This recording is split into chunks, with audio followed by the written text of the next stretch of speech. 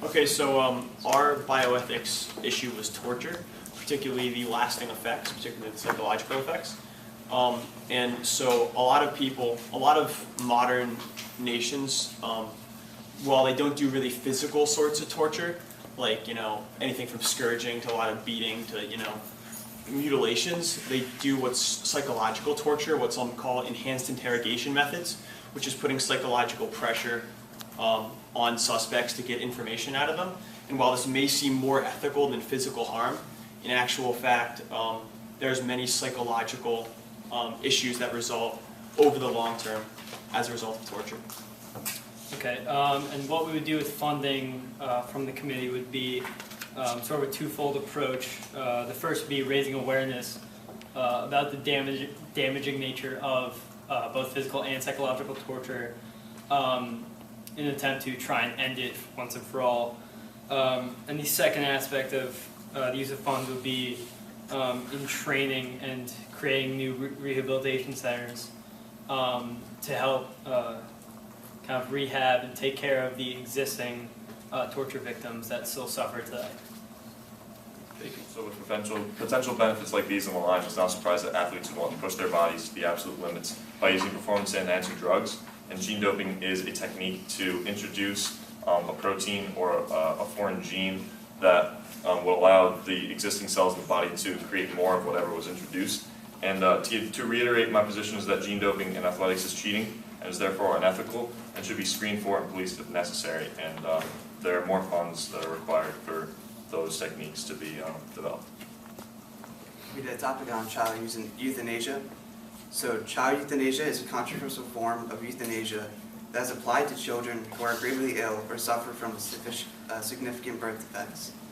In 2006, a fierce debate occurred in London, England, in which the nation's doctors group supported the euthanasia of severely disabled newborn babies. A British Bioethics Council accepted the perspective of the doctors. The Nuffield Council on Bioethics says disabled babies who are born prematurely should not be routinely resuscitated. The Council set forth guidelines for doctors and patients and suggests that disabled babies born after 22 weeks into the pregnancy or earlier be left to die rather than given proper medical assistance. In 2014, Parliament in Belgium passed a bill allowing euthanasia for terminally ill children without any age limit. This is the first country in the world to remove any age limit on the practice. In Belgium, parents and medical team must both approve the practice, and illness must be terminal, with the pain of the child incurable. So we need funding for awareness of this topic because it is a serious topic in which we need to bring awareness to the world because this is a serious act of murder for killing babies who are have disabilities because they can live a life that is successful and they can achieve a lot. Also, with the money that we would get from the funding, we would set up an organization that could help these premature babies grow and develop in order to live the successful life that God meant for these babies to live. Can you imagine a world where humans live with dinosaurs? Well, if you can, you're not too far off in the future. Cloning, more particularly de-extinction, is a real threat. It's not something that some Hollywood writers are making over in Hollywood right now. It's happening and is closer than ever. They just recently put woolly mammoth DNA into an elephant in an attempt to clone an extinct species gone for centuries. It's a real threat, and it's not something for men to meddle with. So we ask for your help. We ask for funds to raise laws against de-extinction because it is not natural and it is not right for us to do. In today's world, people everywhere are afflicted by genetic disorders and diseases. Cystic fibrosis, Huntington's disease, sickle cell anemia. These are just a few of the many life-threatening symptoms of genetic mutations. Even less dangerous conditions, such as Down syndrome, are caused by faulty genetic coding. There is no cure for most of these disorders, and often no way to treat them. This leads to countless amounts of death and disability across the globe. But what if that could change? What if we had the opportunity to prevent these genetic disorders from occurring and allow every mother to welcome a healthy baby into the world? It almost sounds like science fiction. The genetic modification of humans sounds almost too good to be true. However, it is science fact. Researchers and scientists have already begun to develop a technology that can edit and alter human DNA in a fetus. This research is important to improving the quality of life of fellow humans everywhere, and for this reason, we need to direct funding towards genome editing. Nonetheless, the overall benefits regarding these administered vaccinations outweigh the possible detriments.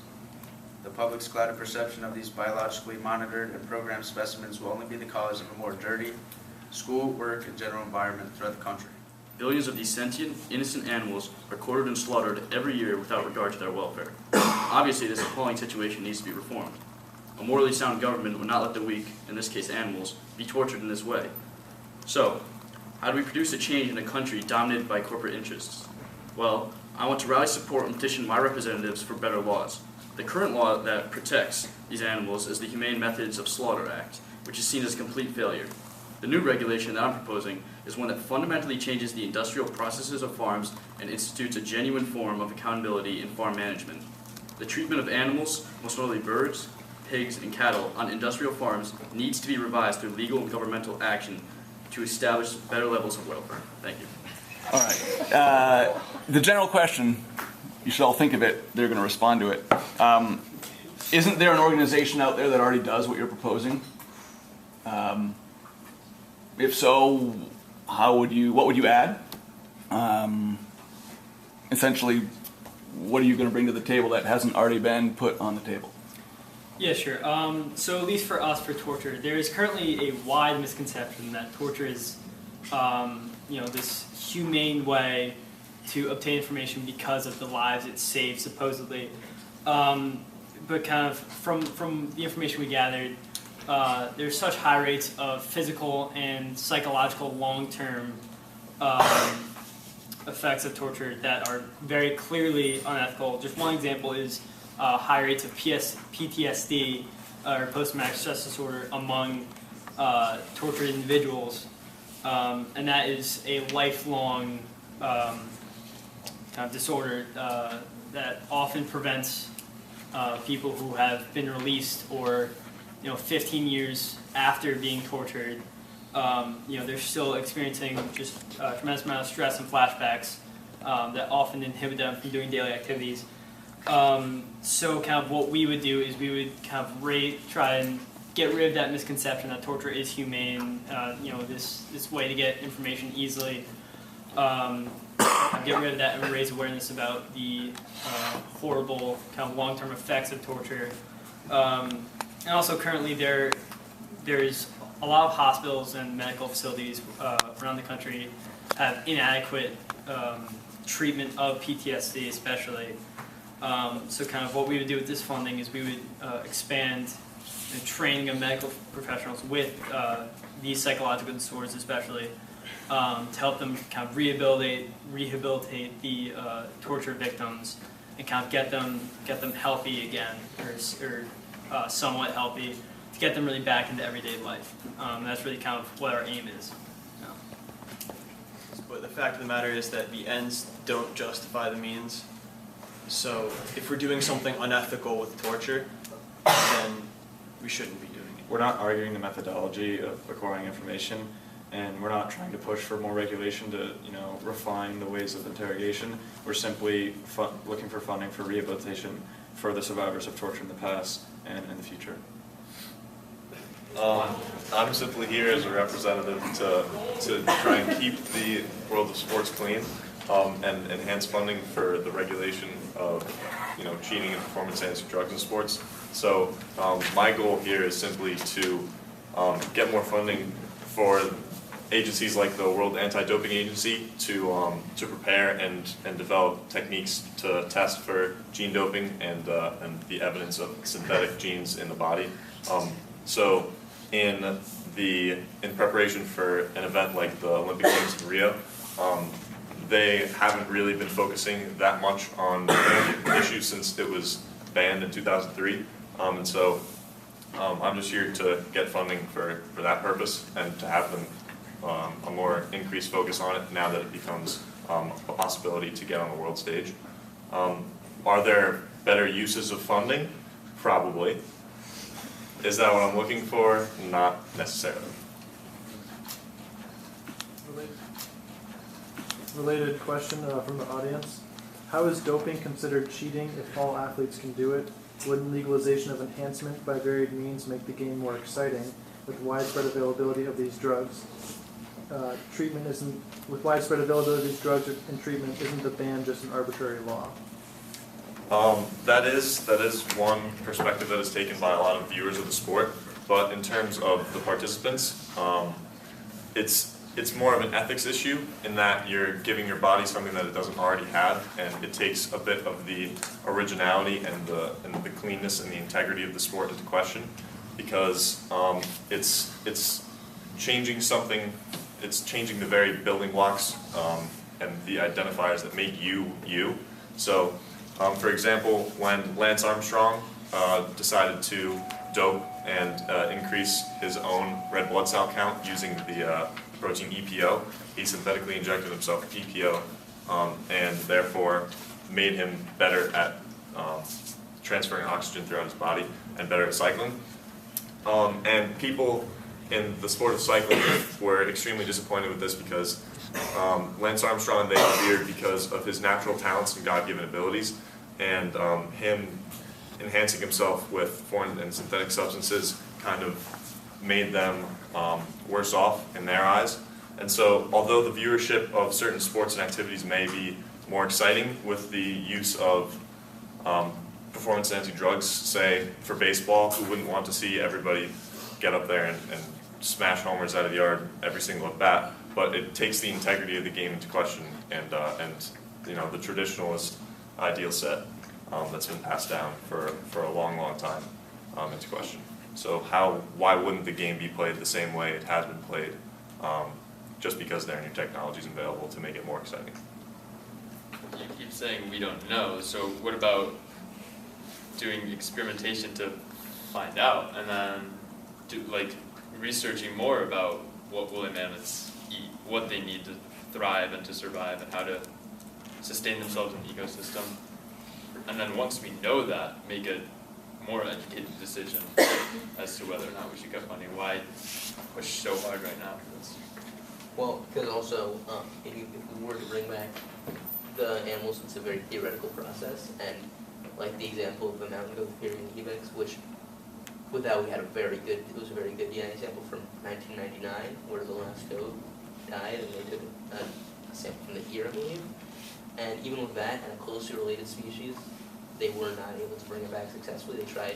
They implanted 300 embryos successfully, and only one of them came to term, and it died in 9 minutes. So, considering that, are we going to really risk bringing back animals for them to live short minutes of misery in a lab when we don't even know how well preserved this DNA is, what the risks are? Within my actual questions for the animal welfare group, I'm not familiar with the Humane Methods of Slaughter Act, but I like that you brought it up. And it sounded like you had some specific things you'd like to see in a revised version. So what is it that you're looking for in a new way of raising animals for slaughter for our consumption? So some of the things that I found out during my research were things, I'll give the pig industry as an example. So pigs that are bred for meat production often undergo things like mutilation, so like castration, tail docking. And then sometimes, even when they're about to be slaughtered, they're completely conscious. So they're basically hung up upside down and then just cut with a knife, and they're completely conscious. And this is pretty much directly against Humane Methods of Slaughter Act. Same thing with birds. I found chickens are the exact same thing. So it's the same thing when they're slaughtered. Their value of life is completely ignored. So I'll give an example. Birds are uncrated, dumped onto conveyors, and hung upside down in shackles by their legs like pigs. And before their heads pass through an electrified water bath, and then their throats are cut. So obviously this is incredibly cruel. It might be like effective and cost effective, but that's something that obviously needs to change. in terms of just a slaughter. So it sort of end their life more timely, or Humanely, yeah. and then process them however you need. Exactly, yeah. And you think the reason why that doesn't happen currently is just a kind of a cost analysis? Yeah, or yeah. And I think it might also be just like negligence. They might not care that they put each animal completely under before they go because they're going to die within seconds. To add to that, like about what he was saying about cows with castration, they also do dehorning and branding. So all these methods kind of inflict pain on them, and but it's all methods for the producer. Just like branding is just to label them, or it's easier methods for labeling, or to dehorning is so that when they're in tight spaces, they're not like violent with other animals. So it's all kind of methods of production, and then this takes away from that. So in terms of talking about what project should be funded first, I would argue that genetic modification is more important, seeing as it has the potential to iron out, thousands of different types of problems from pre-existing genetic conditions like presence of genes that could later cause problems before birth even occurs. So none of the issues that would arise with euthanizing children would even be a factor if all of it could be ironed out within the first few weeks of pregnancy. Would you agree? Allow for the life of more fully functioning members of society. So there's going to be more people in government, in science, in different fields, and society's going to be able to advance more rapidly. And so maybe more cities will spring up. Maybe we can lean away from an more agricultural society and get even more technologically advanced. So you can't really say that a boost in more healthy humans is going to be a problem, because we don't really know how that's going to. And also, we're making the argument against population increase. I mean, you can't pin that on one type of technology. Why not just halt medical science altogether? Why didn't we stop 300 years ago and let everyone die of a common fever? The fact of the matter is people want to be healthy. So long as someone's not proposing to shut down hospitals and stop giving out medicine or vaccinations to those who are ill, then I don't think one specific type of technology, medical technology that could boost population levels should be targeted for that. It's already happening as each day goes by. Why not treatment of plants? Plants ours is more focused on farming. So the biggest industries of farming would be cattle, birds, and pig. So that's where we got most of our research. And I don't think we'd exclude plants. I guess if we further research our topic, but I think we mainly focused on big company farming and how it's not really, I guess, the picture perfect image you would think of farming. It's more confinement, small spaces. Cows aren't always grass fed, stuff like that, and then where their kind of welfare is being affected. I don't know if plants are sentient either. I mean, or do they feel pain, I guess. So it's a completely different category. So are you guys pushing for reform in this area to make the lives of these cows or chickens more comfortable, or is it to reduce risk of disease being transferred to people who are buying the meat, or destruction of, I guess, saw a thing on a cow slaughterhouse down in South America somewhere, and they had basically just killed so many cows in this area that all the blood and just feces and everything had soaked into the ground and destroyed water tables in the surrounding area. So is this more focused on increasing the comfort of the cows, or just helping people that are affected by the current destructive methods used? I think raising the levels of welfare for the cows would have impacts on all other areas. So why not all of the above? Why couldn't you donate money and then also at least helping people? Everybody was talking about how this only helps animals, but it could have implications for people. Active farming suggests that widespread abuse and negligence occurs on a daily basis. Since corporations only care about the bottom line, they view these innocent animals as a product that needs to be sold as efficiently and quickly as possible. Yeah. So basically, what we want is to make sure that people go and continue to be vaccinated to to continue herd immunity. This nice diagram right here of herd immunity. That's good. And yeah, so basically we want funding to pass a bill through the House and then through Congress or whatever that says that people are required to get vaccinated for diseases that can hurt other people, and to go around and promote actual science that says that vaccines help people. Clear that our technology is the most revolutionary and most deserving of funding. In a few years, we could see a world without disease, without undesirable mutations, and even people with just superior immune systems. All of this is possible in the very near future if projects like CRISPR and other genetic modification projects were to receive more funding for testing on humans, as so far a lot of animal testing has been done, but nobody's been quick to mobilize toward human testing. And this, again, would be relatively inexpensive, as a lot of this is naturally occurring and would require too much development to actually get into our hospitals. Never again would families have to worry about large medical bills piling up as they pay for ineffective treatment after ineffective treatment. One quick gene therapy session and the problems could disappear. Some of these other projects may seem promising, but genetic modification is really the key to controlling all of life's problems, and it cannot be put on the back burner in favor of funding. So, de-extinction sounds great. Like, who wouldn't love to have woolly mammoths and dinosaurs walking around? But we really don't understand how this process works. It's very theoretical at best, and a lot of funding would be needed to get anywhere. And I'm suggesting that we do have funding for lab research, but not allow this process to escape out into the ecosystem because of our lack of understanding. With this funding, we could also help prevent a lot of the damage that humanity is currently doing to the ecosystem, with a lot of animals that are in the process of going extinct for a variety of reasons, and we could help preserve the great variety of biodiversity there is on the planet. Thank you. An important topic that's spreading throughout the world today. And we need funding to bring awareness to stop this. So, a quote from John the 23rd from his Humana Vitae. Human life is sacred. All men must recognize that fact. From its very inception, it reveals the creating hand of God. So this act of child euthanasia goes against our Catholic faith, and as well as the Constitution in the 14th Amendment, which states, all men are created equal, with unalienable rights, life, liberty, and the pursuit of happiness.